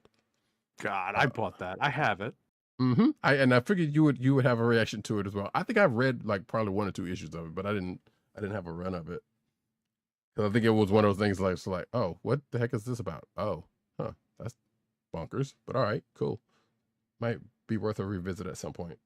I don't know if it's gonna make the list though. But yeah, this article kind of goes into that book, and like I said, the fact that it's 25 years old. That was the only reason why I brought it up. Next up. That's crazy. 25 years. Kevin Smith stages an exorcism in Spider-Man Hulk series. Wow. Spider-Man Hulk, Fire and Brimstone. The new series by Smith, Andy McElfresh, and R.B. Silva will see Bruce Banner pursue religion as a means of curing himself of the Hulk. That's interesting. Set during the character's early years, this 5-issue book will see Peter Parker accompany Bruce Banner when the scientist decides on an unexpected solution to ridding himself of the Hulk religion. Let's see. That old chestnut. Okay, so it doesn't necessarily have pricing, but issue number 1 will be unleashed on August 19th. Huh, that's a day. Part of me, I saw this and I was like, why wasn't it Daredevil and not Spider-Man? I feel like that would have been a better fit for that one, but at the same time, that would have been probably a different one. Right, and But it ties into the movie because it's supposed to be, it's obviously released soon after, so. right. So that part I was aware of, but yeah, I was like, just it felt like it would have felt differently if it was Daredevil being more closely tied to religion. Anyway, Von Gloom says he has that run of Extreme X-Men. Claremont created characters with code names that didn't make sense. Introduced Homo Superior or something like equally lame, and nothing really came out of it. Well, hey, Claremont will leave some stuff out there. Toy Corner, Starcade. Good Lord, take 2. Star Trek Into the Unknown 60th Anniversary Ship Pack incoming, which features USS Enterprise with an iridescent finish. You can see the box right there if you're watching the video version, and it is the Enterprise D, by the way. Just in case you were wondering which version of the Enterprise it is, the ship pack will retail for $29.99. Next up.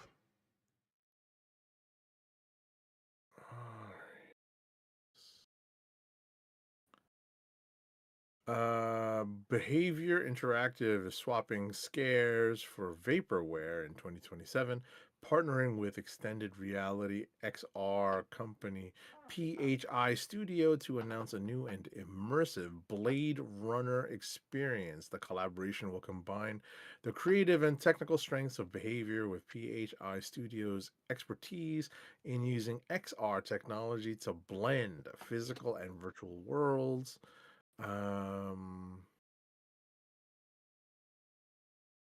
The collaboration is a big step away from its place that is Behavior's place in the world of video games.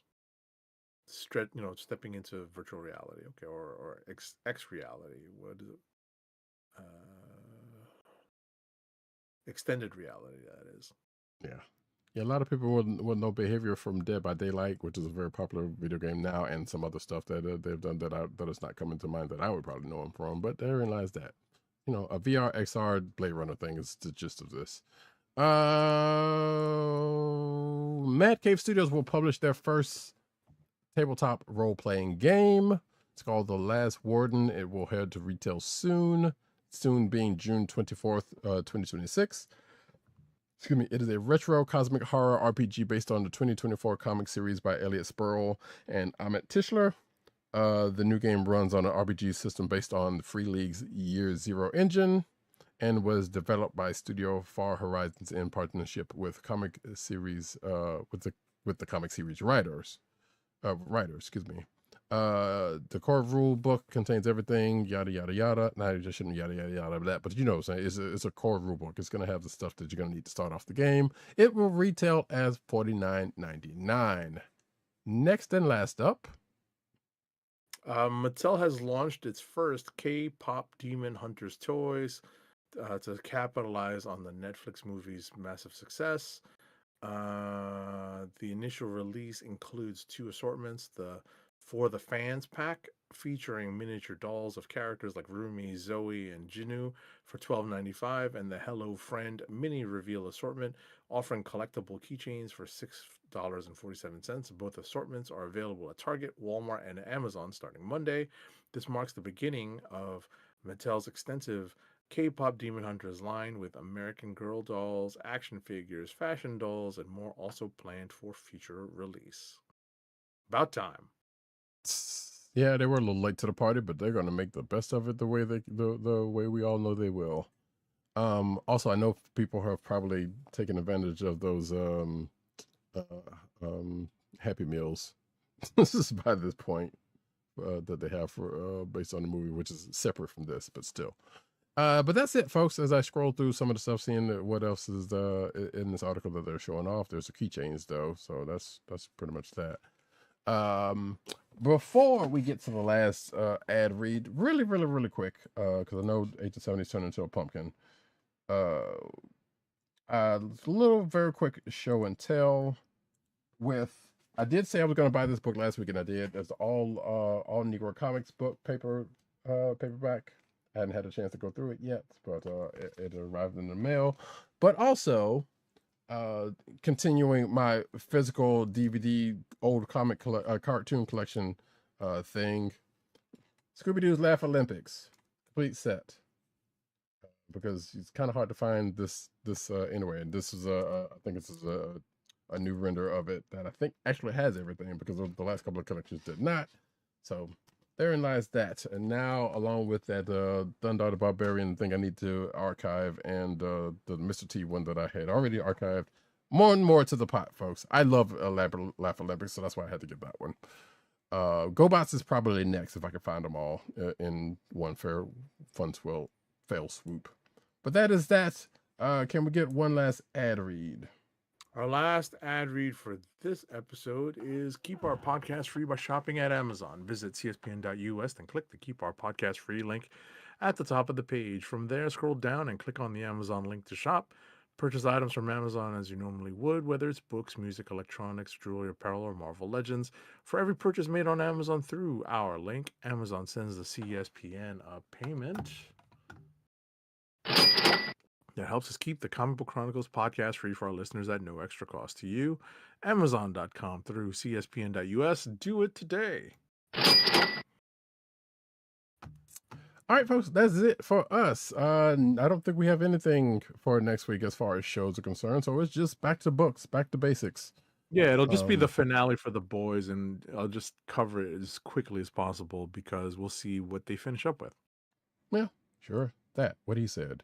And with that, I have been Roddykat. You can find me at Roddykat on Twitter and Blue Sky. You can find me at NewsNurseNeed on Twitter and Blue Sky. You can find me at CBCaps on Instagram. Agent_70 on Twitter, Instagram, Blue Sky, and Threads. You can find this here podcast on the Cold Slither Podcast Network, CSPN.us. Do it today. You can also find us on your podcast perusal place of choice, whether it be Google Play, Apple iTunes, aka Apple Podcasts, Spotify, or the Cold Slither Podcast Network. And you can also find us recording every Thursday night, 9:30, more closer to 10 after 10 o'clock, on youtube.com/TheKliqNation, TheKliqNation, and twitch.tv/Comic Book Chronicles. Though we're going to try to do it earlier, but we always try, yes. And it never works. Sometimes, yes, that's true. Make sure to click like, subscribe, leave us all the positive 5-star reviews, especially on Apple Podcasts. That helps people find our show through podcasts. If you're going to Twitch, click like, subscribe on YouTube. Hit that notification button so you know when we're on live. Yes. And with that, folks, this has been the Comic Book Chronicles. Peace. Peace. One. Wakanda forever! Good What's on your evil mind?